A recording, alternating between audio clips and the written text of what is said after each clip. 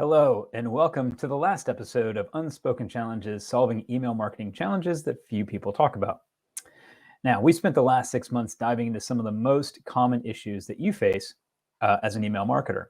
And in each of these sessions, our experts have shared practical tips and advice on real-world scenarios to help you optimize your email marketing and maximize your customer lifetime value.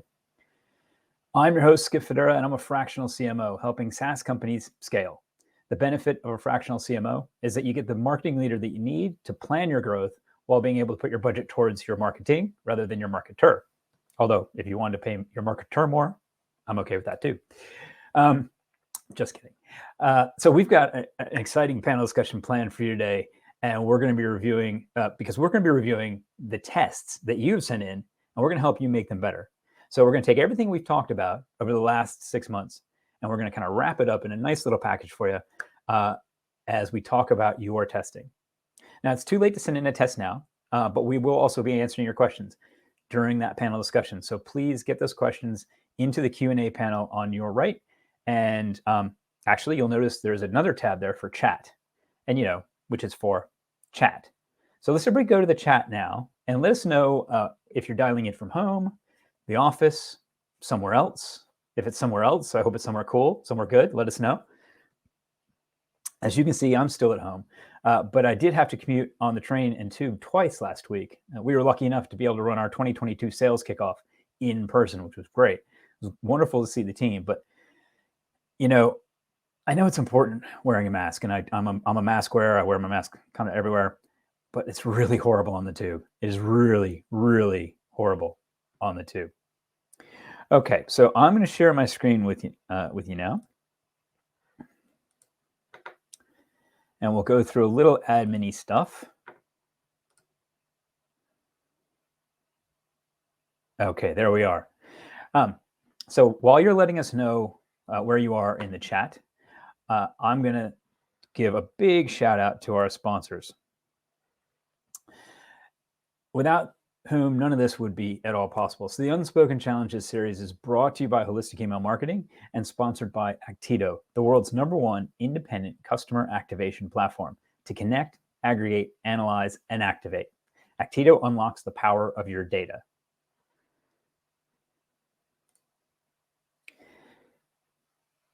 Now, we've got some great speakers lined up for you today. Just want to go through where people are. Oh, Eagan, Minnesota. Don't know where Eagan, Minnesota is, but it sounds lovely. Minneapolis, okay. Kath having to drop the Antigua bomb again. Lots of people from London. We got a lot of Minnesota people online today. Please tell me there's not actually a place called Cheeseland, Wisconsin. I'm hoping you're just being facetious there, Nick. If there is a place called Cheeseland, Wisconsin, that's cool. And Mia Nixon, you're in the office. Excellent. So far in the series, we have looked at the importance of delivering a great customer experience with your email marketing. We gave you top tips on mapping that customer journey to deliver those great experiences. And then we took a deeper dive into the fuel for those customer journeys, which is data. Today, we're looking at testing and, more importantly, learning. According to this year's UK DMA Email Marketer Tracker study, which is a mouthful, 86% of email marketers are doing at least some testing, but only 48% say they're any good at it or leaders in the industry. Now, some of this may be just people being, or the respondents at least, being just a bit English. But I think a lot of it is that we know we must test, but too often that ends up being just seeing which subject line outperforms the other. We don't learn from these tests, and that's the problem. Those of us, myself included, who've been in the industry for a long time have been banging on about testing when we should have been talking about learning. Well, today we're going to start to make that right. First up, we've got Kath talking about the benefits of A/B testing. Then Janine Hamilton applies one of my favorite mantras to testing: think big, start small, and learn quickly. We're then going to have a panel discussion, which is very different than your normal Q&A. Kath, Janine, and I will be joined by Tracy Ilunga from Capgemini and Katie Jovanovic, who's the VP of Client Services at Actito. And we're going to be reviewing your tests. We sent out a call for the tests that you thought were great or for those that did not perform as expected. And we're going to be reviewing as many of those as we can. and we'll be taking your questions. It's going to be a busy Q&A session, but I think it's going to be very, very exciting. Also, as usual, one lucky participant is, I've undone myself here. One lucky participant is going to win a copy of Kath's book, Holistic Email Marketing, a practical philosophy to revolutionize your business and delight your customers. So you got to stay around for the Q&A to be in for a shout of winning the book. So first up, we're going to have Kath Pay. So let me get Kath on the stage before I do a quick introduction for her. So first, as I said, we have Kath Pay, founder and CEO of Holistic Email Marketing. In addition to being a best-selling author and a finalist for the Business Book Awards, was recently recognized as 2021 EEC Thought Leader of the Year. Kath, if you're ready to go, over to you. Okay, wonderful. Thank you. For those that have heard me speak before or know anything of what I do, testing is one of my passions. And so what I've done today in the small amount of time that's been allocated to me is to really give you the highlights, hopefully to inspire you as to why, a little bit of how, but more why you want to be testing. Because so we're going to go through the benefits, we're going to go through, you know, the kind of like the basic elements, but we're also going to be sharing with you how you can actually then use your testing results to be empowering your other channels within your business. And this is where like testing in email gets like hugely exciting. So let's get started. This is me, and as Skip said, all those things are actually true. And here is the book that I authored, and you know, it became a bestseller within a month, and the one became highly commended in the Business Book Awards. So I am so happy that all of you are enjoying it. This here is a sampling of my clients, or our clients at Holistic. We work with small brands, we work with big brands. This is the ones that you're more likely to know. But you know, we love helping all of them. And one of the things that we do help them with is testing. I'm just going to give you a little warning at this point in time that you may hear a rooster or even some goats. Okay, so just if you do, just, you know, kind of just go, yeah, okay, Kath's in Antigua. So I just don't want you to be worrying about them and going, what is that noise? Okay, it is a rooster. So let's start off. Why test? Why do we want to be testing? You know, is it just simply because our boss says that we should, or because we read an article that said that we should, or you know, or is it because we actually have got questions that we want to ask our audience? Is it because we're actually wanting to find out what the best results are, how we can actually achieve greater not only uplifts, but as Skip mentioned, insights and those learnings? And this is really crucial. So let's go and have a look, because if we apply the same thinking, then we're going to get the same results. And this is where the problem comes. If we just keep on thinking everything's the same, our audience doesn't change, our programs don't change, even though you've brought on a new range of products, even though it's been 2 years since you've done your last test. And let me tell you, your audiences have changed, not just because of the pandemic, but just generally speaking, email audiences have changed. How they, you know, use email, what their expectations are of email, what their expectations are of you as a brand have changed. And these are the kind of things you can be finding out within email marketing by testing. So if you think about it, it's a really basic concept. If you think about it, right, we're all very familiar with doing surveys, and we value those surveys. Let's go and do a consumer survey. Let's go and ask our audience, our customers, what it is that they are thinking. You know, let's hear it from them. That's brilliant. But do you know what happens with surveys? Often when we're mindfully answering a survey, filling it in, you know, question by question, we're actually answering it to the person that we would like to be, the person that we aspire to be, right? As opposed to who we actually are. And that's one of the issues with preference centers as well, right? But when you're actually sending them an email and they're clicking or they're not clicking, that's the reality of the story. That is the real essence of who they are at that particular time. Now, I'm not saying it's going to be them in 6 months, right? And this is why we have to continually be testing. But that's who they are and what is, what their needs are at that particular time. And this is really, really valuable. Now, one of the reasons why email works so well, email is a push channel. And anyone has heard me speak before, I talk about this in every presentation because I don't think we really value that enough. Email's the original push channel. And so what that means is that we have got a database, a valuable database. And what we can do is we can test not just to the entire database, one single test. We can be breaking it into different segments. We can be breaking it into life cycle segments. We can be asking our prospects what they like, what our first-time buyers like, what our loyal customers like, and what our lost customers like. We can be doing it that, and I can guarantee you the answers are going to be different, right?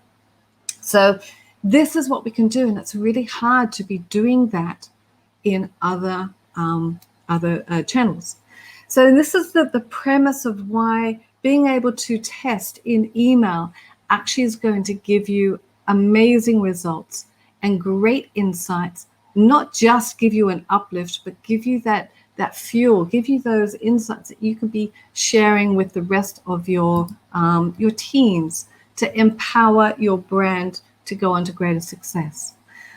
So email and A/B testing, right? It is a natural fit. So you get timely results. It's one of the most timely ones out there. But again, you have to be careful. Don't just, sort of take the easy way out. You have to understand that there is going to be a time factor. But it's still not going to take you months.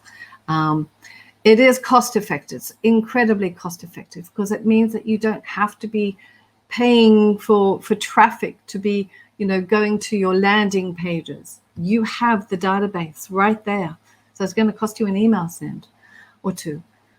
And then, like I said, you have the ability to be testing segments, life stages, personas, you name it. You can actually be more granular with what you're testing.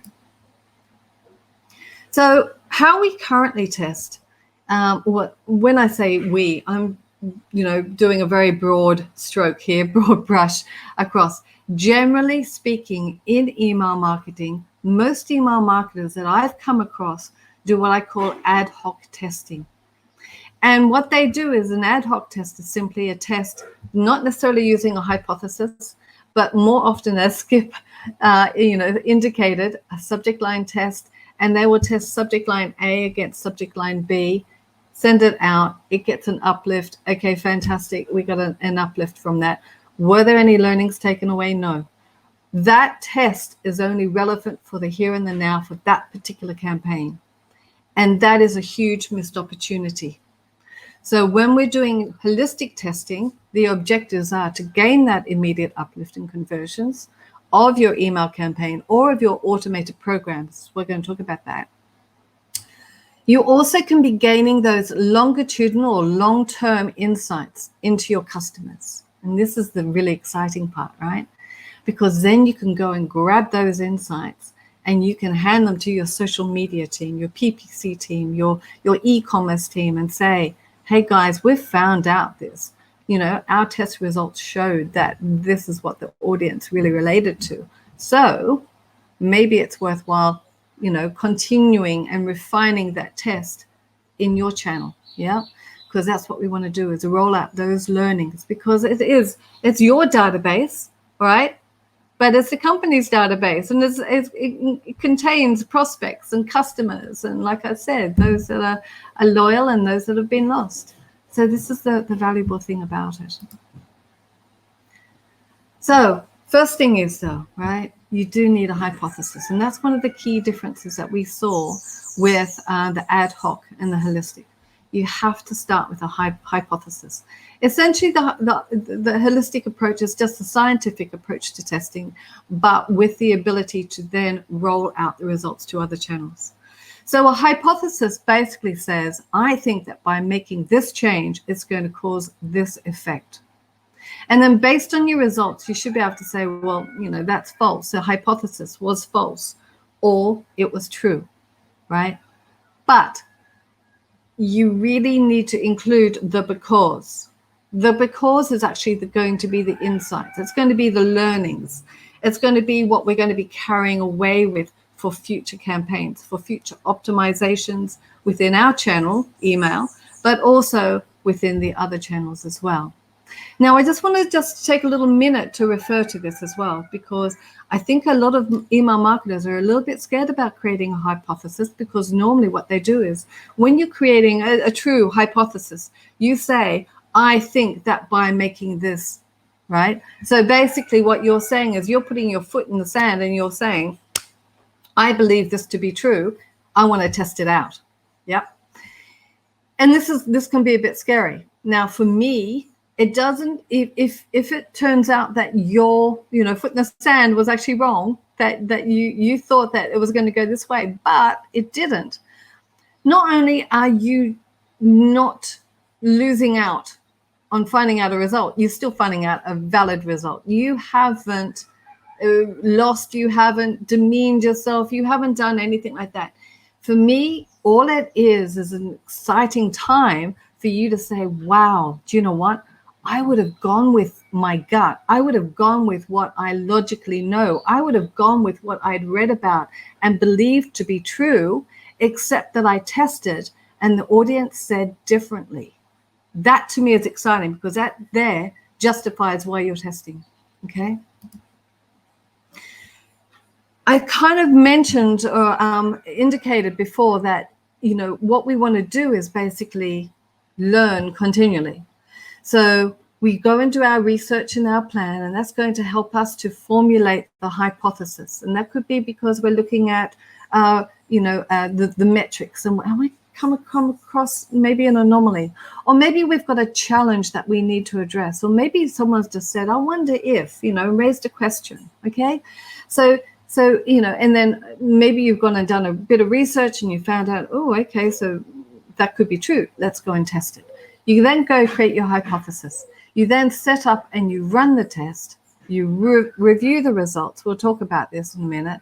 And then you go and apply the learnings, right? So that's iterative learning.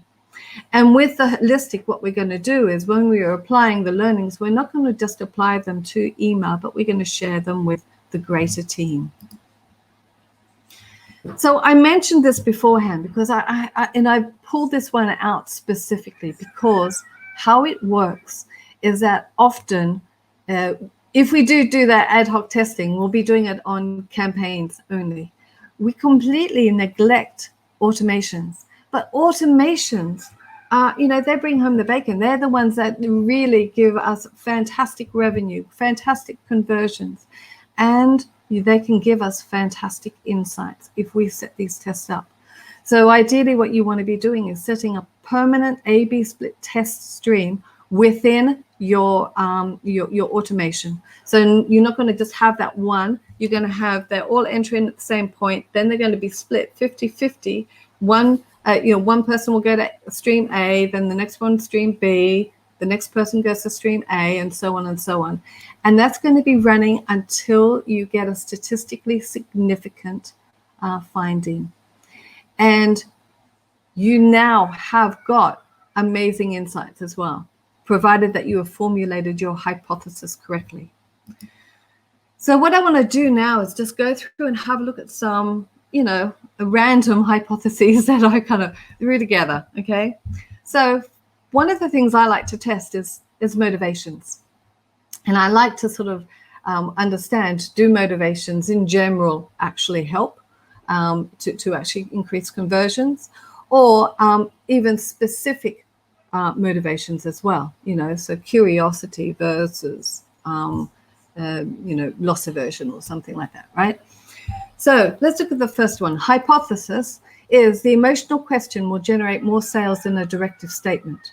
Now, normally I would have put the because in, but because of time and all the rest of it, it's not. But just remember, this is incomplete as such because it needs the because. Okay, so emotional question will generate more sales than a directive statement. The next one is double loyalty points will generate more sales than 2x loyalty points. So that's specific wording there, okay? And then we've got emotive image of person smiling and wearing outfit will generate more sales than displaying outfit laid out.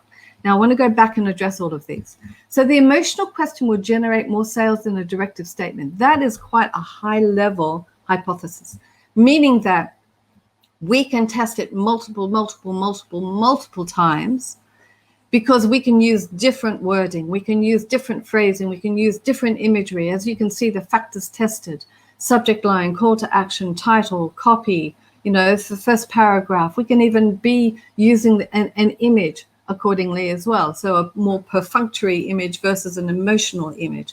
So all of these factors can actually be supporting the one hypothesis.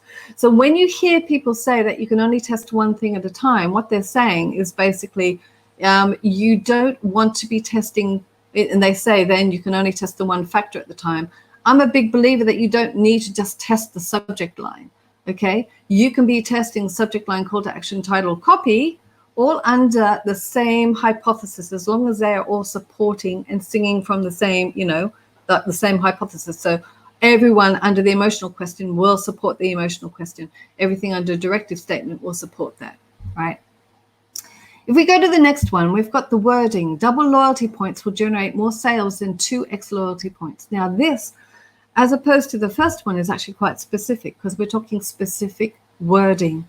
So therefore, we're going to be limited. We're not going to be able to do this numerous times because we're going to be, it's going to be more obvious. Yep. So that's not to say you can't test it 3 times. And I do believe at a minimum, you want to be testing things at least 3 times so you have a good winner. 2 out of 3, great, you're the winner. Awesome. Preferably even more, but that kind of one, you're probably looking at, more of a minimal rather than a maximum one, which you could do with the first one. Again, though, we can be testing subject line, call to action, title, and copy. And again, even an image. And then we've got the last one. So an emotive image of person smiling and wearing outfit will generate more sales than displaying outfit laid out. Well, that again is actually a more generic one. So it's a more high level one. So that means that we can be testing it in lots and lots of emails in lots of different ways and everything. But of course, the only factor we can test in that one is the image, right? So I've just chosen these 3 to sort of show you the different types. So some are more limited in the frequency or the amount of tests that can be done. Other ones you can be testing a lot. And you can be testing multiple factors of those you can't. So just to inform you on that. So if we then take it to the next step, right? So we've run our test, we've used our hypothesis, we've got ourselves a winner, we've got a lovely uplift, we're happy as Chappie and everything. We've got it statistically significant as well, which we're going to sort of mention in the panel, in the examples that we've got. And then we've gone and used the factors tested as mentioned before. Now let's go and have a look and see where we can actually be rolling out the results and who we can be sharing them with. So we can be sharing the answer for the first one. In fact, we can share all of them, basically, almost all of them with the website, landing pages, your e-commerce site, banner ads, PPC ads, social media, and so on. And again, if you start to think about things like this, if you are actually then testing an acquisition, so your prospects, and you found some great results, well, then head them over and shoot them over to the PPC, because often they're the ones that are targeting your prospects, right? So start to sort of think very, very strategically about things like that. So the takeaways, this was a very quick little snapshot, and I hope it's been helpful, but the takeaways really are that email is a great channel to be performing your initial tests, and then you can be rolling the results out over to the other channels, share with them. And what this ends up doing, hopefully, is actually going to end up meaning that email is seen as a more valuable channel because it's often underappreciated and undervalued. A more valuable channel, more budget will be given to us.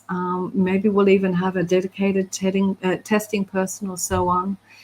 So it's really, it's a great way of doing that as well if you want extra resources or budget.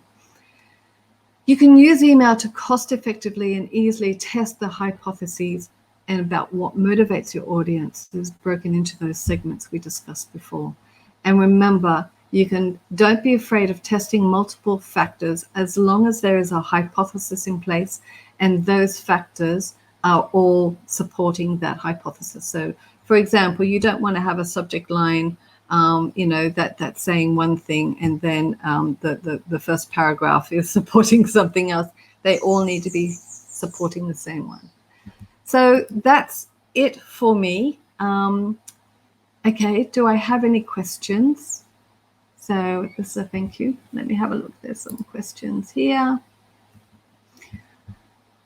Okay, it's from Adiola. Okay, what's the minimum amount of tests to be done before? Yes? We're holding the questions till the end. Oh, okay. But we will get to Adiola's question at the end. Okay, sorry, brilliant. I was actually copying Adiola's question to make sure we had it at the end, which is why I didn't pop in earlier. So okay, Adiola, don't worry, we'll get to your question. Kath, that was a brilliant presentation. Thank you so much. I love that quote at the beginning, the napkin slide, because it reminds me of something a coach said to me once, but it's so much simpler than the way the coach said it, which was, if you keep doing what you've done, you'll keep getting what you've got. And it was all about training. If you keep training in the same way, you're never going to get better, right? Yeah. And just like with training, as we get older, if I keep training the way I've been, I'm actually going to decrease my physical fitness because I'm just getting older, right? But with email, it's the same exact thing. Email lists degrade. If you keep doing what you've been doing, you'll turn people off. They'll run away. Yeah. So it's a great point. Absolutely. Brilliant.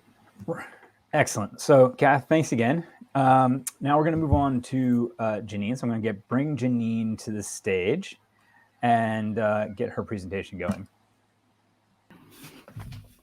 Excellent. How are you? So how are you? Good, thank you. Emergency call from nursery has already been and gone, so we won't be interrupted. It's okay. Touch wood. Touch wood. Touch wood. That's all right. Touch wood. I think we're all used to those kind of interruptions. Mm-hmm. So, ladies and gentlemen, our second presentation today comes from Janine Hamilton, who is the Senior Strategic Consultant at Actito. Now, throughout her 11 plus years in email marketing, Janine has led specialist strategic and operational teams serving brands big and small in retail, travel, fashion, gaming, and insurance. So, Janine, over to you. Thank you. Thank you very much.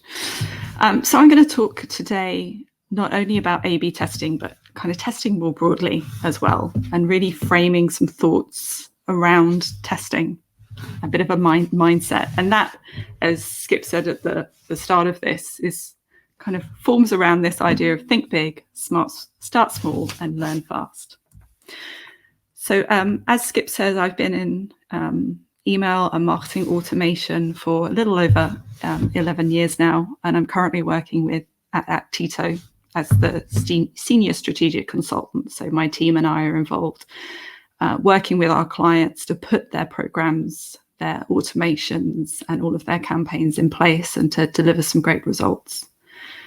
And Actito, as a platform, is really designed around this idea of unifying your marketing data from all corners of the organization and just finding ways to unlock the value of that to activate and engage your customers quickly, easily, and efficiently.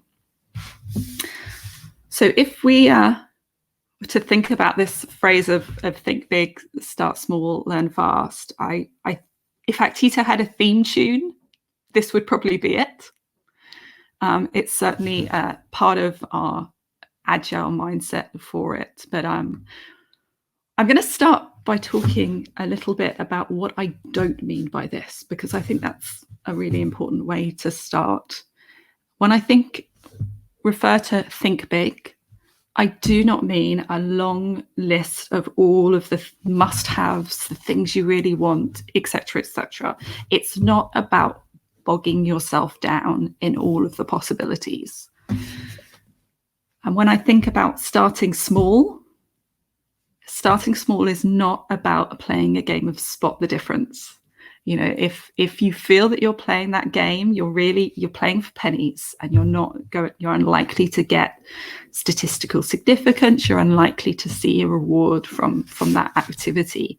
You know, if it's not obvious to you the difference between your tests, then you're unlikely to get as much a result as you were hoping for. And then lastly, learning fast. By learning fast, I'm not talking about only giving the test half an hour or forcing yourself into making a decision in 2 minutes.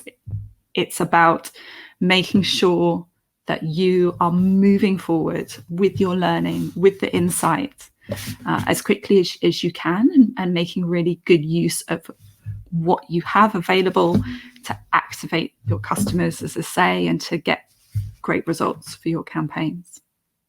So those are the things I don't mean. Start talking about what I do mean by it. So thinking big to start with. So for me, I was coming up with a way to frame this for everybody. And it really, for me, thinking big is about identifying something you're really trying to change. You know, yes, there is some value in those subject line tests, you know, for a particular campaign, one versus the other, see if we can get a little bit more conversion, a few more clicks out of it. But if you want to test for success, then I think it's about how are you trying to activate your customers? You know, what change are you looking to make, and to what part of your activity, and what benefit will it give you? And then framing your tests around that. So I started with this idea, and maybe it's not a perfect sentence for it, but the idea that I want to change something, do something, so that I get a benefit and a result. And just kind of illustrate this a little, and hopefully shed a little light on what I'm talking about. I've got a couple of examples. So first being, I want to reduce the dropout rate of my sign-up preference center so that more campaigns use first-party data. So it's just framing it. What change are you trying to make? That might be up, might be down, as you need to.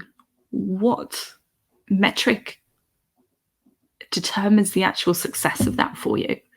You know, is it a conversion rate? Is it a sign-up rate? What's going to be making the difference? Where will you see that difference most effectively? Where will it have the most impact? Crucially, what benefit is it going to give you? Here's another example. I want to raise by 20% the redemption rate of my loyalty points holders so that more become regular points spenders. So it's a larger goal, a larger objective that you're looking for. And that phrase, that because, that why is really important, and making sure that you've articulated that to yourself will, I think, lead you on to better tests that give you more learnings and that give you more insight. So that's thinking big. Step back, focus on some objectives, use these kind of powerful expressions to help you focus in on that. But then starting small. So starting small, big objectives for me don't have to mean big obstacles. That's not what we're going for. We want to change something that's going to have impact for us, but we don't want to make it hard on ourselves. Otherwise, we just won't get testing off the ground, and we won't see these successes that we're trying to make. So for me, keep the hurdles low. You know, we're not trying to make it super hard work. Make it accessible. That could be in a low investment of your time or budget. You know, keep the setup cost down. And I know it's something that's talked about, and I'm sure we'll come back to it later when we're talking about the panel discussion about kind of getting hold of a 10%. And it is easier said than done sometimes. You know, I listened to a great phrase that someone was saying just a couple of days ago when the CEO was talking about a great idea, and off the bat it was, that's a great idea, we'll test it. It's a great idea, we'll test it. And starting hold with 10%, or perhaps it's starting with more of a proof of concept. Both of those are really ways to test into a business case. Why is this something you should keep on doing? Why is this something you should invest more time and effort on? Those are the activities, the ways of framing it that I think will lead you to have more buy-in. You know, the person who is planning your budget is not necessarily going to be too worried about whether you're A/B testing a subject line, but if you can frame what you've been testing as a proof of concept, and this is what it's delivered, this is the uplift we're going to see if we carry on doing it, and this is the effort that's going to be involved in doing that ongoing, you're talking about it in a narrative that they can buy into. So I've got a little example here just to try and illustrate this point a little bit better, and I might pick on you guys and see if you can have some first thoughts on it, see if you can type quick enough in the chat. So with this client, these are two versions of a abandoned cart message. The first on the left is the one that they've always been doing, which is, you know, brief summary of what's in the cart, but quite generic. And what they wanted to do as a business was to move into using AI personalization. But the challenge for them is they had thousands of products that still wouldn't have the correctly sized image to fit it into email. So they were either going to have to put a lot of effort into producing those images, or they were going to have to invest in some kind of digital asset system that was going to sort that for them, which is a really high, prohibitively high investment to make for the sake of a test. So I don't know if anyone can type quick enough to have some thoughts about what they chose to do, or how they chose to change this into something where they lowered the barrier to entry and they approached it much more as a proof of concept. I know it's a lot to ask for that quick typing. I couldn't type that quickly. Okay. I'm going to reveal it anyway. So what they did was, rather than leaving that barrier really high and putting off doing this activity, they found the products that they had in the right size, and then they found the people who had those products. So they flipped it on its head, and they said, we know we have these images, so we're going to find an audience of people who want these images, and A/B split that audience. That way they were able to move forward really quickly. They were able to send this test out to see the increase, and to be able to go back to the business to tell them, hey, this is going to lead us to a large increase in conversion. This is the investment that we need to be able to scale this and roll it out. And today, this is what they do. They've got the tools, they've got the things in place, but they very cleverly didn't allow the fact that there was this obstacle to stop them moving ahead and doing some testing. So that's the start small. So just reframe it and apply it to what is possible for you, so that you can test it and you can learn the lessons that you're hoping to learn and answer the questions that you want answered. So the third bit in this mantra that we have running is about learning fast. And as I said, learning fast is not, for me, about trying to rush your decision. It's about momentum, okay, and about keeping up with what you hope to achieve. So a little like starting small, it's about avoiding being overly complicated with this. You know, don't put those barriers in your own way and block yourself. And the expression gets used a lot, I'm absolutely sure, but, you know, remembering that perfect can be the enemy of this. It might not be everybody in your test group that you hoped it would be, or you might not have as many variants as you hoped you would have. But as long as you know, to Kath's point, you're addressing your hypothesis, you're being true to your thought process around this, then put it in place, have a try, see what happens, be able to improve it. If you start with one of your automations that has a small A/B test in, then you're underway and more will follow as you go. And one of the things that really helps with learning fast as well is making sure that you've got the tools and to be as autonomous as you can about this. So, you know, if you do need to bring in the data team to do things, if you need to bring in IT to be able to test things, it is going to take longer to do. So think about the ways you can be autonomous and what you would need to be autonomous in it, and focus on those areas. And that will really help you with learning as fast as you can. The other thing I mentioned about, you know, not being learning fast is being quite quick with your decisions. And I just wanted to add some thoughts into my presentation on this. Kath touched on it, but the going through that effort and ending up with a draw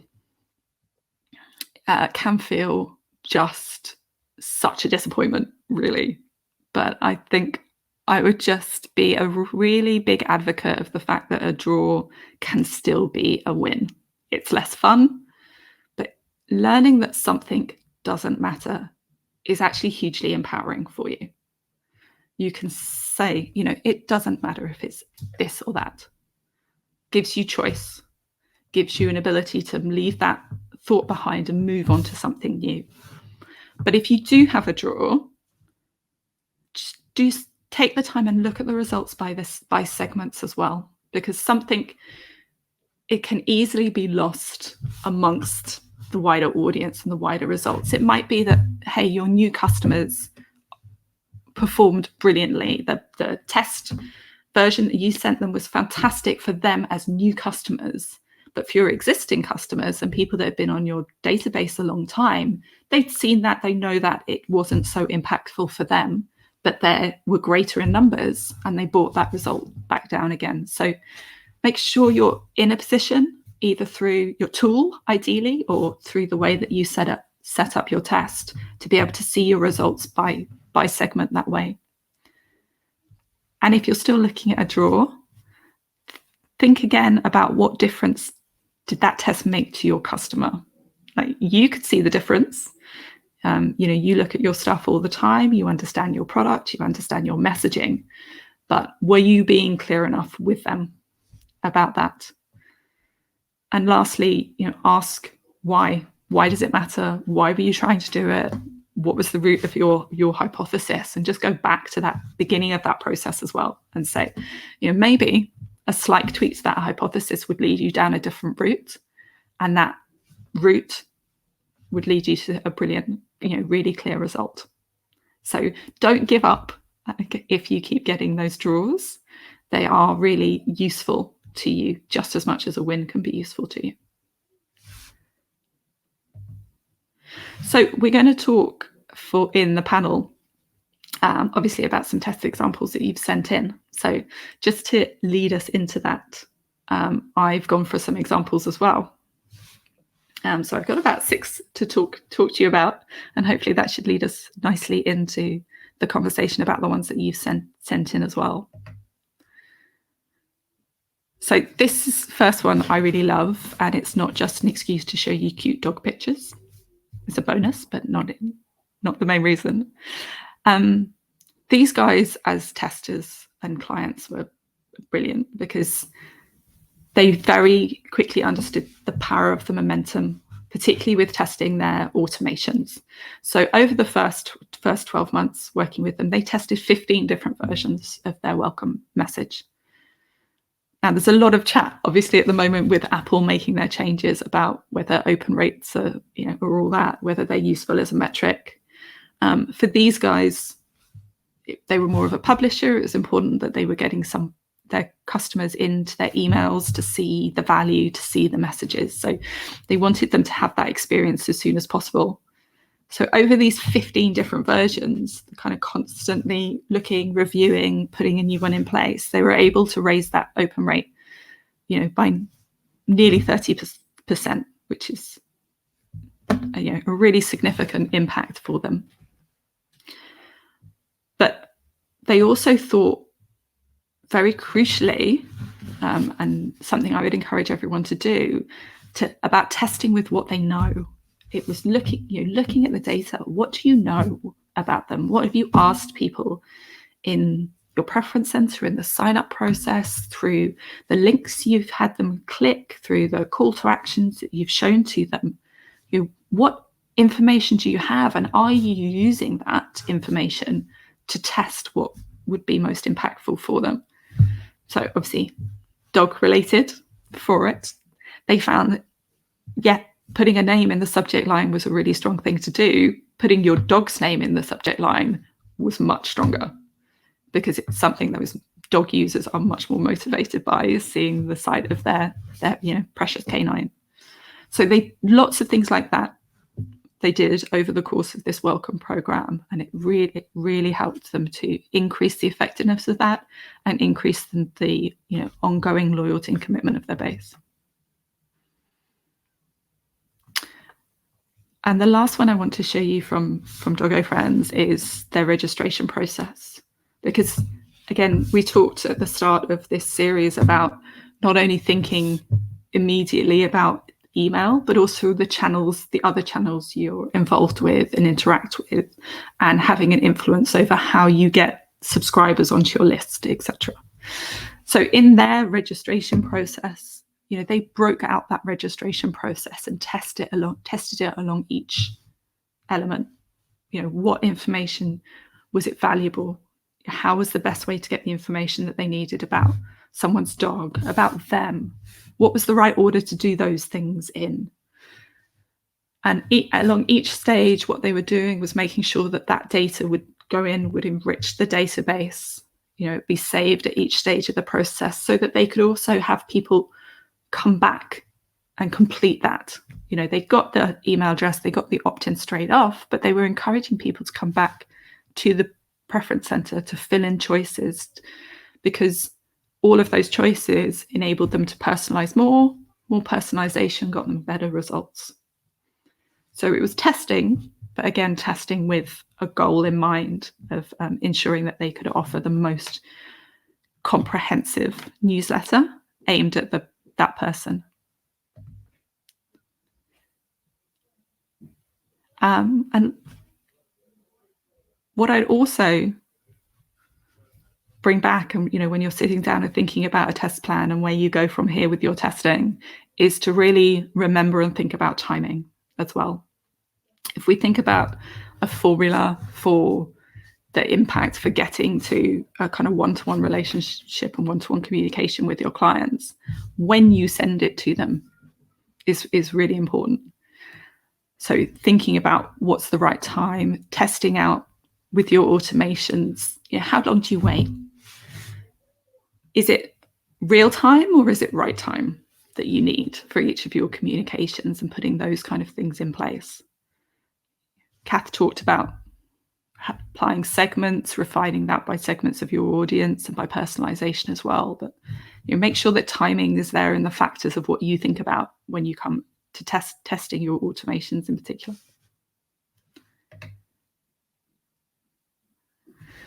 And then this one's a bit of fun, but I know that emojis will continue, I'm sure, to appear in lots of testing plans. Everyone likes to put an emoji in place somewhere along the line. But what I want to say about them is not, it's not an opinion on including them or not including them, but it's more about thinking about what you are truly testing when you do something like this with your subject line. So in the first example on the left, they've replaced the word love with hearts. And the reality is it made no real difference. In fact, it possibly made it, a little bit more difficult for the subscribers to think about what it is that the message was about. There was some decoding that they needed to do, and that impact was lost. if you look at the example on the right, yes, there was a great impact. The open rates went up. Fantastic. But really the symbols were secondary in that. That wasn't really what was being tested at that point. What was being tested is this concept that did you explicitly need to say that something was new within that subject line versus just saying it's here and implying that. So when you're testing subject lines, when you're testing symbols in subject lines or anything else, it's very important to have that hypothesis, as Kath said, in mind, and make sure you're really being true to what is it you're trying to create with your test. What are your criteria for it? Because it's easy to get caught out a little bit and end up testing something that wasn't what you intended. And then the last one, I've feel free to own up it's Harry. If you haven't seen marketing examples on LinkedIn, he's brilliant with the examples that he shares around, and they're always really entertaining. But this one, I think, perfectly demonstrated something that I think is really important when you think about what tests you're going to do and how they're going to impact your success. And it's testing away the doubts, the objection handling for it. So it's not just for this, in these examples, putting down the call to action, but thinking about how will the customer, how will your subscriber react to that call to action? And can you refine how you say that to remove that doubt, to remove that objection? If it's only going to cost one click, if it's only going to take 2 minutes, it's testing, saying that, removing the obstacles, because ultimately for email and for most of the channels that we'll be involved with, we are taking them through that journey. We want to get them to our website, but we also want to get them through whatever process happens on our website, whether that's filling in a form, whether it's adding something to basket. We're trying to smooth that journey for them, and that can start with a lot of what we test in email itself. So those are just, say, a few examples and a few ideas, and we'll talk more in the panel about some of the tests that you've already put in place. So that's me, Skip. Thanks, Janine. That was great. Very, very good presentation. I love the because this was a question I was going to ask in the panel. I actually nailed it. Share that for me. About the draw. And a draw is okay. It gives you choice, gives you options, gives you a way to keep things fresh without, because you can alternate and chop and change. But I liked your follow-up point, and I think it's valid for all testing, whether you get a winner or a draw or a loser or whatever, is at some point, your audience is not this homogenous mass, right? Exactly. You segment it on purpose, so you should start looking at your test results by segment. So I thought that was great. So fantastic. Now we're going to get our panelists to come up on stage, and we'll kick off the review session. There we go. Fantastic. So we are now going to turn the show over to you, the audience. We've got your questions. Thanks very much for getting those in. And we've got your test review. So thanks for that. If you have any more questions, if you have any questions about any of the specific tests we're reviewing, put those in there as well. That'd be great. Because we want this session to be as interactive as possible. So if it's not a question, it's just a comment, put that in the chat. Also, don't forget, if you click on the little smiley face in your interface, you can react. So there you go. Somebody just did it there. And if you want to know a secret, if you open up the smiley face, you just have to hit the number of the thing you want, right? So 1, 2, 3, 4 across the screen. All right. Now we are joined by Tracy Ilunga and Katie Jovanovic. Ladies, why don't you guys go ahead and introduce yourselves quickly? Tracy, let's start with you. Hi, I'm Tracy. I'm currently working at Capgemini, and I'm a customer advocate. I always like to understand what's best for the customer, but also what's the customer needs and the business needs. So yeah, I'm here. I'm really happy to be here today to answer any question. Hey, and I'm Katie. So I started working in digital marketing 20 odd years ago. I go way back with Kath and both Janine. We've worked together for a long time over the years. I've worked with some brilliant brands, and I've been really fortunate to see the huge growth and change over that time. Today, I work at Actito, looking after our customers and ensuring success and making sure they're driving ROI through our marketing activation platform. So again, very happy to be here. Fantastic. Welcome to you both. Before we kick off, Janine, could you do me a favor? We did get a question through. Could you just paste the link to the person who gave the good testing examples? Could you just paste that in the chat? Okay. For, don't ask me any questions while I'm doing that. Well, no multitasking. We don't allow multitasking. Okay. Now, before we get into the test reviews, let's deal with the elephant in the room. And while you answer this, I'll go get the presentation with the tests on it. The death of open tracking is less than a few weeks away. What impact is that going to have on testing? And I think to answer that question first, I'd like to turn it over to the rooster. He's very vocal in his opinion, that's for sure. He's really loud today. Yeah. No, I think it's because I'm moving house and he knows this is it. This is his last stand. He's not going to be in anymore. So it's the final countdown. That's anyway, it. who wants to deal with that elephant in the room that losing open tracking is going to kill testing? Right. Okay. Oh. Which is no, Kath, you go. Well, no, I was just going to say, I mean, Matthew's actually just asked that same question as well in the question. So good on you, Matthew. But as far as it goes with like what Janine said, right? So you're a publisher, and often publishers are being rewarded upon open rates. So they're going to have struggles altogether just because of the open rate. It just means that they're actually going to be rewarded when they're not necessarily earning those opens. So you know that's an issue they have to deal with.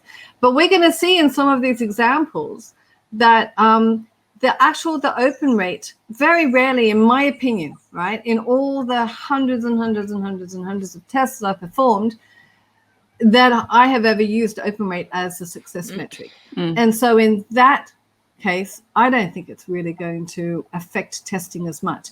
If anything, all it means is that we will be forced, highly motivated and almost forced to actually identify what the true success metric is that we should be using. So for me, even subject lines, and I think we've got a couple of examples of this, subject lines should not be tested with the success metric being open rates. Is that your objective for that particular test? No, most of the time it's going to be some sort of conversion. You want them to perform another action. Well, then that needs to be the success metric. So from my stance and sort of experience, I don't think it's going to be overly affected. It just means in some ways it's going to be motivating us to actually start looking and treating things differently. Does anybody disagree? No, I think in principle, I totally agree with that. I would just say that I think now is the right opportunity to start doing a bit of an audit on your database and find out exactly how many Apple Mail users you've actually got. Our platform and most platforms will give you device identification analytics, so you can kind of go in and have a look and see how impactful that's going to be for you. I mean, some statistics are saying it's going to be up to 50% of your audience. Others, it might be, if you're more B2B, maybe it won't be. So I think that's really important. And then do some segmentation. So exclude anybody that is Apple Mail, fine, and do your testing on the others, right? Because you can kind of extrapolate those results, and that's still going to be a significant amount of people that you're testing on. And finally, start testing now. So if open rate is something that you want to test, you do it now before the changes come into place. You can get those benchmarks in place. You got 2 weeks. Get it done. In fact, get it done right now. Just leave the webinar. Get it done. No, don't leave the webinar because we're going to teach you how to do better tests. We're going to teach you how to do better tests. Yeah, I was talking to somebody the other day, and I totally agree. Why have we used open rate? Because it was the most prevalent and the easiest to track signal, right? Sorry to sound all buzzword bingo-y, but whoever has signal on their bingo card, tick that off. But we used it because it was easy, not because it was right. Okay. No. And can I add something? But also that will allow us to have a positive indicator of our base, because people who are switching it off, yes, they might not be able to be tracked, but there is other tool where we will be able to kind of track customer. Is it conversion on the website? Is it sales conversion? And then for some of them, we will be able to link them back to that customer, but also understand the life cycle of that customer. Why did that customer decided to switch it on? Is it someone who doesn't engage with us? Are we annoying him? Or is it someone who believe in our brand and someone who want to be engaged with us? Therefore, they wouldn't turn that new policy on. So yes, we need to look over open and click, definitely. Yeah. Absolutely. It's a great point, Tracy. So let's get our first test up, because this is a great example of looking past just that. So we're going to start off with some business as usual tests, and then we'll move into some automation and customer journey tests. Now, just a couple of caveats for everybody in the audience. These tests were designed by brands, and they've all asked to be anonymous. That's not surprising. But they were designed to work best within their business, not necessarily to work best for us to show you in terms of, classic examples. So Kath is going to walk through each one and explain, sometimes they're going to have a conversion rate metric that they calculate slightly different than other people. Don't get hung up on those minor details. That's not the point. The point here is, how did they run the test? What did they do well? And what could they do better? And with that caveat out of the way, Kath, over to you. Okay, great. So the first one we've got for a business as usual is from a retailer. And this is a with and without countdown clocks. Nice, simple one. One that should be definitely be performed if you do things like this. So we can see the top row there is with clocks. The second one is without, so that's the variant. And what we've got here is we're tracking the open rate, the click rate, and the conversion rate, and the statistical significance as well. So what I've gone and done, just for ease of viewing and understanding and comprehension, I've kind of highlighted things in red and yellow and green. So, the red light system as such, right? So we can see with the first one, the open rate wasn't actually overly statistically significant and wasn't anything I would go with. 1% uplift with 80%. So I wouldn't go with that one, right?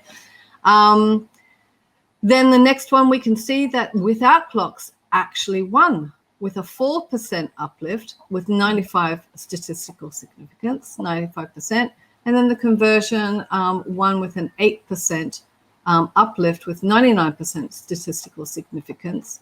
And that was for the with clocks, right? Mm-hmm. So this is really, really interesting. Well, let's say we haven't got the creatives because it's hard to be anonymous when you can look at pictures.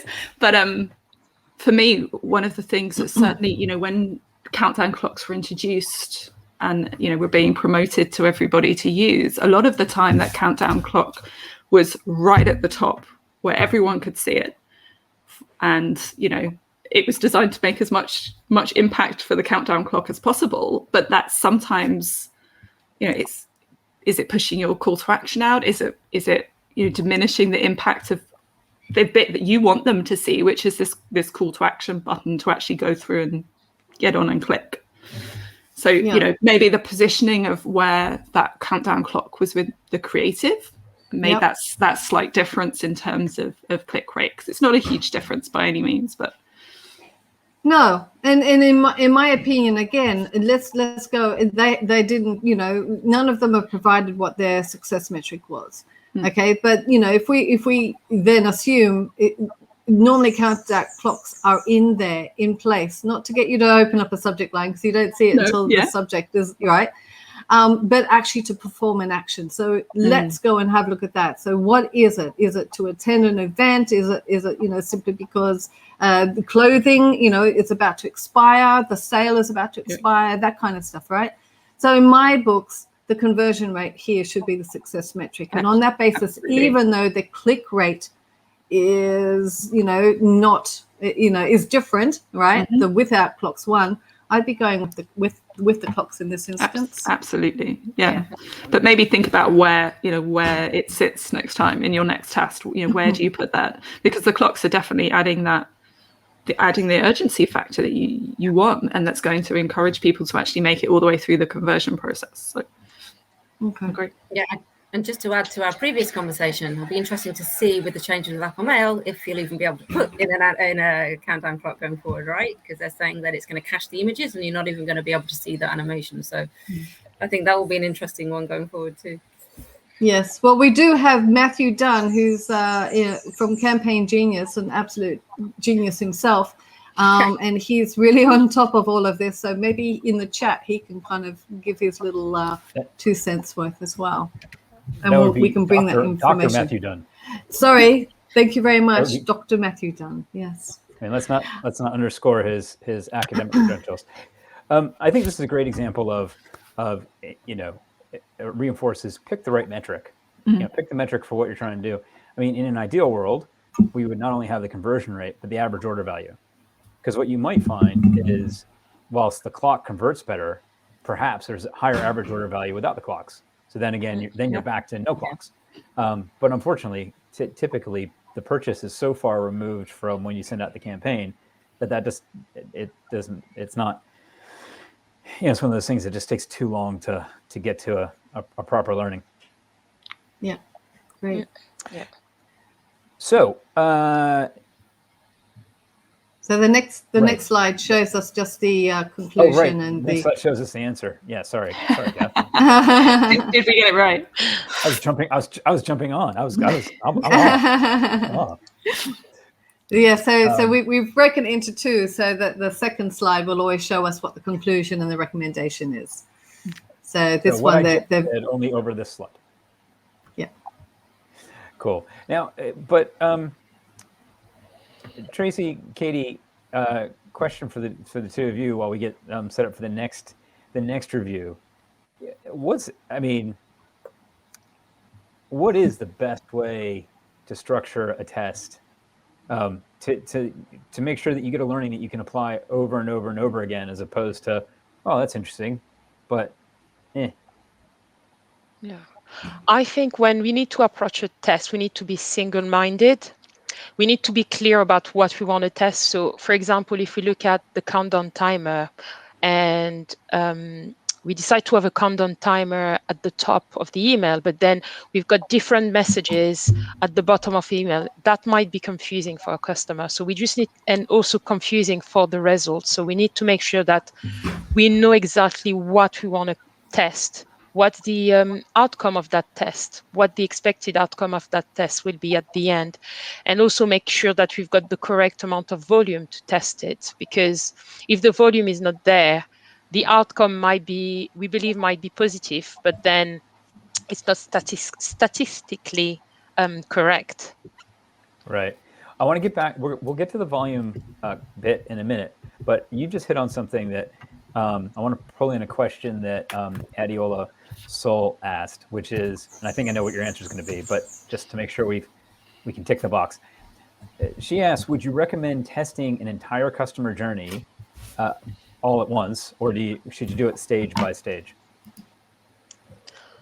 I think there is no set answer to that, but if it's me, I would say stage by stage, just to make sure that the first part that we want to test is one relevant. Because again, if you just look at open and click, we will have a result within 24 hours or within the first week of send. But if it's something who got an impact with commercial objective, that's not something that can be done within a week. So a longer period would be best, and testing in chunk will be best as well. Mm-hmm. Cool. Yeah, cool. Anybody want to add to that?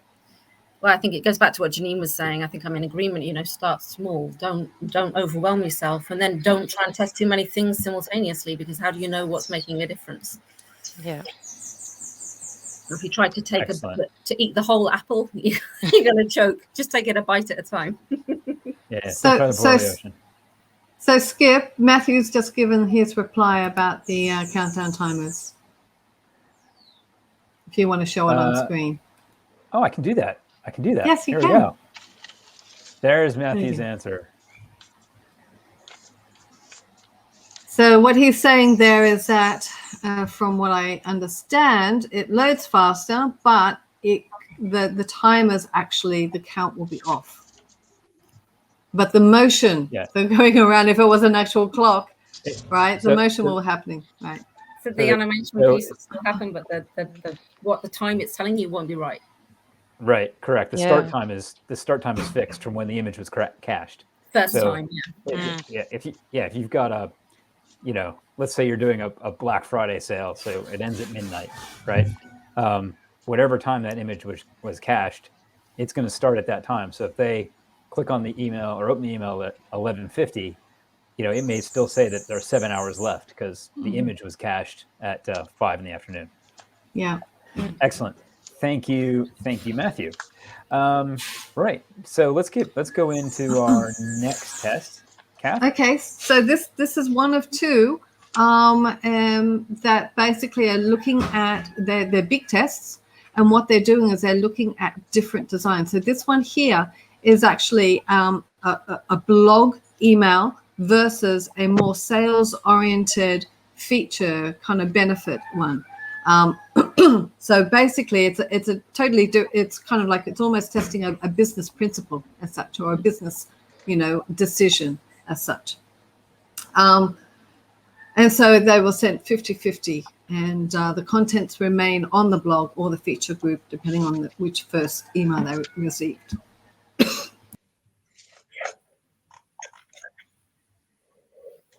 I think what's interesting for me on this one is I really need to see the actual creative on what it is, because I don't know. It's really, obviously in the first test that they did, the feature obviously did extremely well. And then going forward after that, it's pretty negligible. So what was in the feature? Was there something amazing? Like, what did they say that had such a massive impact? Now, is it just the fact that they put a new feature in there, or was it the fact that the content of that feature, the positioning of that feature, there's kind of a lot of things there that are a little unclear. Was this a kind of weekly newsletter or something they were sending out, Kath? Or we're not sure. Yeah. So it would be nice as well to know if were there any other email we will send between test 2 and test 3, because maybe that fourth email who was sent might have impact test 2 and test 3. So sorry, go Skip. I was just going to say, Tracy makes a really, really great point there about one of the things we have to remember is, not to make this overly complicated, but you have to also keep in mind testing bias or observation bias, which is just the act of running a test changes your audience, right? Every email you send changes your audience. Sometimes it changes it a lot. Sometimes it changes it in minute ways.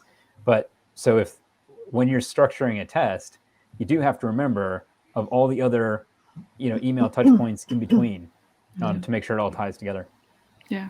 And particularly, I've found in the past with things that are around template is, it's really great that they wanted to continue testing that and continue to see a result over time, because newness, anything that gives a hint of something new adds intrigue. It gets people opening and clicking in that moment a little bit more, but it's being able to put something in place that you can then sustain an improvement. Yeah. And that could easily be the explanation for this one as well, couldn't it? The novelty of it, of something different being delivered to them, has explained why test 1, the variation actually won. It could also, though, be a case of, yes, maybe even the blog content wasn't as exciting as for test 2 and test 3.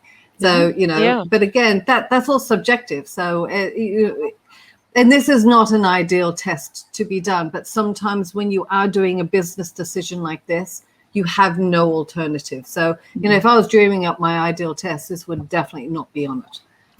But sometimes you're left with what you're left with, Yeah, and as we say, with the draws, if they carry on drawing, then it's then down to you what's going to be best for you and for the business, what delivers your business goals best, what is best for you in your role. If it doesn't make a huge difference to the performance and to your subscribers, which way you go, then what's the best way to go for the business? Yes, indeed. And with this one too, you'll note that the only metrics that they're actually measuring are opens and clicks, because again, when you're looking at the blog, you're not going to be measuring conversions because it's an engagement piece, whereas the actual the feature, which is more of a sales oriented one, it should actually be conversions, but we're just measuring that again so that we can do apples with apples as such with the click. So it's a tough one. But this sounds, the conclusion this sounds is to keep like, doing it. This sounds to me like this was a senior manager, a senior person in the organization. It was like probably somebody from the product side that's like, look, we need to sell more, or maybe from the sales side, we need to sell more. You need to focus more on features, and so you had to run the test. You couldn't get out of running the test. But all right. Yeah. So now let's get back to Adiola's first question, which was, what is the minimum amount of tests to be done before drawing a conclusion? Or I guess put another way, how long should you keep testing before you decide that both approaches are equally effective? In other words, getting back to Janine's point, you have a draw.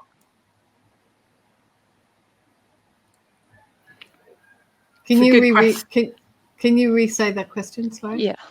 Yeah. How long? So this is a great example. How long do you keep testing before you decide, actually, we've got a draw?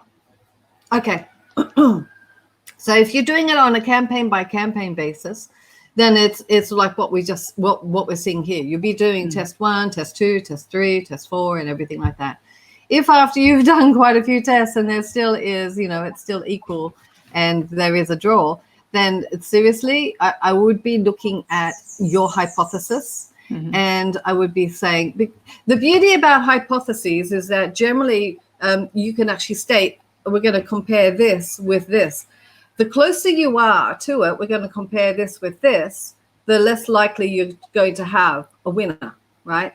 So the further away they are, so maybe you want to be reviewing your hypothesis. Maybe it's too close together. Maybe they're too similar. Therefore, you can't get a winner because of it. If it is on the automations and you normally run your test for, 3 months or so, and this has been going for 4 months and you're going, ooh, maybe, again, go back and have a look and say, okay, is the hypothesis actually a solid one? Yeah, I'd agree with that. Yeah. It's reflect really on your test, and you'll know whether the test that you've ended up being able to do meets that hypothesis well, because we've got product teams who have particular products that are available, merchandising and planning teams. There's lots of factors as email marketers and marketers in general that we have to take into account when we're planning something. We don't end up with always with a beautifully pure test that's the way we would want it to be. So I think you'll know whether you've been able to meet your hypothesis really well in the A/B versions that you've put in place, or whether you've had to compromise. And if you've compromised, maybe you should test a few more times to see the results coming through and to see that it's successful. But also, as I said in my presentation, go back and have a look at the segments. Maybe it's that the winner isn't shining through because it's really clear for one segment of your audience, but a larger segment of your audience is sort of suppressing that result and not allowing you to see clearly what's happening. I agree with that. Yeah. And also I think as well, it's important to accept sometimes the results, because sometimes it's hard for people to accept that, for example, the winning option is not what we expect. And that's really challenging when, for example, as you mentioned, Skip, if someone said, I want to push features versus blog because it's going to sell more, but at the end, it showed that maybe, for example, blog are more the conversion for blog is more relevant, like is higher, and we just need to stop because the data is showing us this is the case, and we just need to keep doing, either keep working the old way or implement the new proposition. Yeah, we're gonna dig into that that thought a little bit deeper in a couple of seconds, Tracy. I like how it's almost like you read ahead and you know exactly where we're going with this. But before we get to that, Kath, why don't you walk us through this this test? So do we have time to do this one? Yeah. Okay. We could do. Well, you have two choices. We've got. We need to get wrapped up in about three or 4 minutes. So you can either do this one, or I can jump to one of the ones later on. Yeah, let's jump to a marketing automation one. Do you have a choice? First one, second one, or third one? Let's go for the second one. I'm just making it up. I have no idea. Number 2. 2 from the top. Okay. Oh, this is probably not a great one. Let's go for number 3. here's number 1. Right.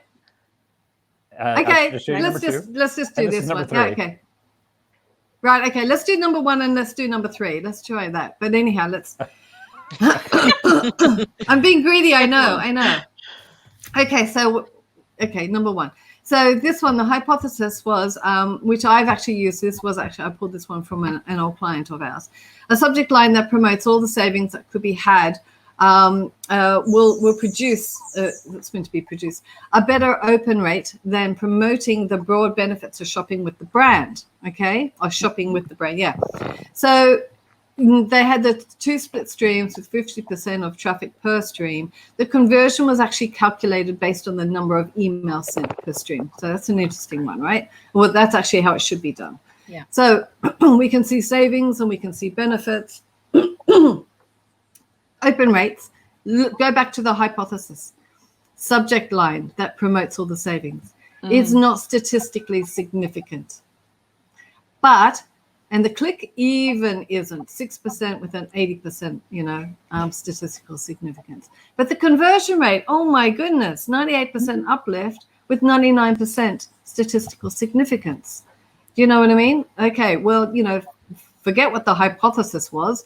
I think, again, is sort of like, was that actually the correct metric to be going with? In my books, no. This here is the right one, and this is the one that gave us the results that we needed to make a decision. Yeah. And I think this is something that would be a very powerful test in the business as well, because often, certainly in past roles that I've had, being pushed to promote the saving, to put the discount up front is quite strong. And even, getting to a result where, do you know what, actually, if we talk about benefits, we get as good an open rate. It's actually quite a powerful result to go back to and talk to people about. It doesn't have to be discount led. It doesn't have to be the savings led. Let's talk about what is good for us and what will allow us to maintain margin as well. Yes. I might say something really great about the subscriber base as well, being really loyal and really engaged with the brand, that then they're not there just looking for a discount basis. They're there because they really love the brand, and that's a great thing, right? That's a really excellent result. Be good to look at the segmentation on this and see if it's your VIP customer, how they segmented. Well, it's just for the welcome program. So therefore it's the new prospects. Yeah. I mean, and that's what's so surprising about this. If it's a welcome program, you would think that savings would be, Yeah, 100%. Yeah. But then also, as you mentioned, segmentation, because maybe some people, if we look at retail, if we know that someone lives 3 hours away from a shop, at that time, they know they're going to make a saving because they're making the effort to come to that place. So therefore, they would just like to know what are the benefits once they get there, rather than saving, because they are prepared to make the way and they know they will be saving. So they want to know what will be the outcome of that shopping experience, for example. And it's also, for me, something like this test is, to come back to some points that Kath made in an earlier webinar of thinking holistically about it. How were these email addresses acquired? If they were acquired with a 10% discount code that was instantly available to somebody, then the people who were going to buy because of that bought and were out the way. And the people that made it to your welcome program were people who needed more persuasion, who needed to understand the benefits a little bit more. So, it's important to think, where the audience is coming from when you read your welcome results as well, I think. So a lot of the stuff that we're coming up with is very much read everything, the results in context with. Yeah, So thing outside the test. Absolutely. Looking at customers' journey. What's great about this test is it really highlights, pick a metric that you're going to use to measure your results, but don't be such a slave to it that you ignore the others, because what you end up with is, if you just looked at opens, you'd be like, oh, this is a draw, I'll run it again. Oh, it's a draw, I'll run it again. And you might decide, oh, it's a draw and it doesn't really matter. Actually, it does. Look at everything holistically as well. Okay, now Kath said she wanted to be greedy. She wanted to do not this one, the last one, Travel Wallet versus 5% off. Okay, so this one actually, is the second purchase.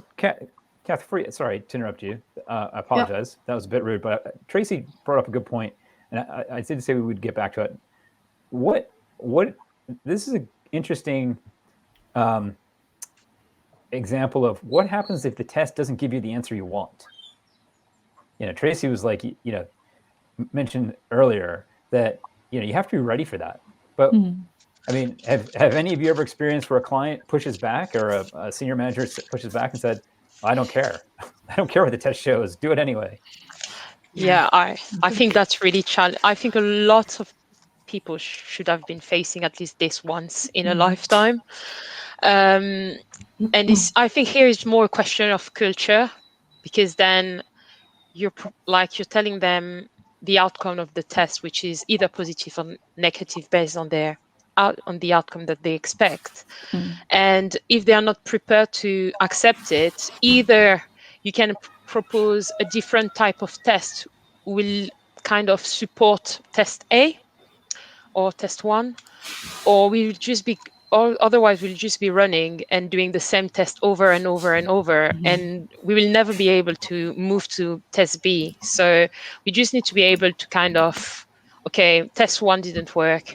How can we bring up test 2 or test B in order to emphasize the result of test 1 and say, like, okay, we just need to give up now. Yeah, I'd agree with that. And also, try and talk with them about the context of it. If it's a different discount one over the one that you thought would be better, maybe there's a reason why they're less keen on that. Maybe it's because of the margin, because of other factors around the business, and making sure that you're aware of the wider context of what you're doing, because your test in isolation might look fantastic, but to the business on a kind of macro level, it's a less desirable result for that.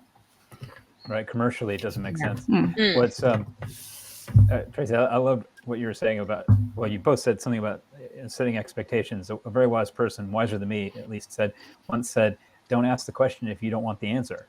So, anyway, Kath, walk us through this. Okay, so this one is very similar. So B2C, split streams, 50% of traffic per stream, and the conversion percentage. So we've actually skipped the one where they did the conversion calculation based on web sessions, and I'd like to actually address that right now, but it's not this one.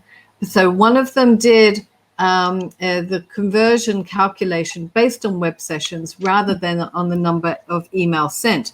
Now, web sessions is typical when you are testing landing pages and all the rest of it, because hey, that makes sense. But when it comes to email, we need to be taking into account the actual email process. And so if you actually do your conversions to your web sessions, you're going to inflate them. They're going to be higher. But you might end up finding, as we have been seeing, things are different within open rates and click rates within each one. So you're actually getting the wrong information. You're only working with a limited amount of information as opposed to the true sends, so opens might be higher for one, clicks might be lower for the other, and you know what I mean? So you're going to have to look at all of the metrics to determine. You can't decide that there is just one metric for success if you're looking at only each kind of jump along the process. Unless you take a kind of wider view, you're going to have to take all of those metrics into account to determine what you think the winner is. Yes. Yeah, so this one here, travel wallet, the offer. So it's testing a different offer. A free travel wallet versus 5% off. So freebie versus discount. Mm-hmm. Okay. Yep. So this is a test that I used to have to do endlessly in my first job, where we sent people wine and gave them either freebies or discounts. So yeah. It actually surprises me that the travel wallet was not the winner. It's usually the premium, if it's a well-positioned premium, I've often found is people inflate the value of that compared to to the discount itself. So it's good to see this and to have something that's so it's so clear through all of those numbers. There's not a lot of argument in some of these numbers.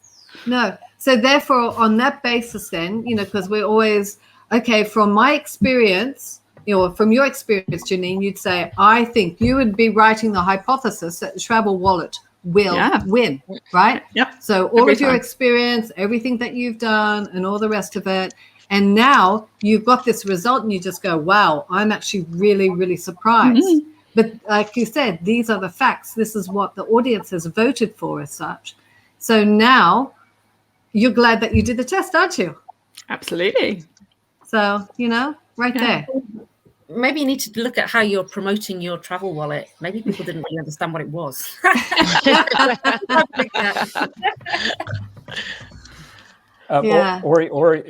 This is very segment specific as well, because one of the things that this test surprised me for two reasons: that the percent off won over premium.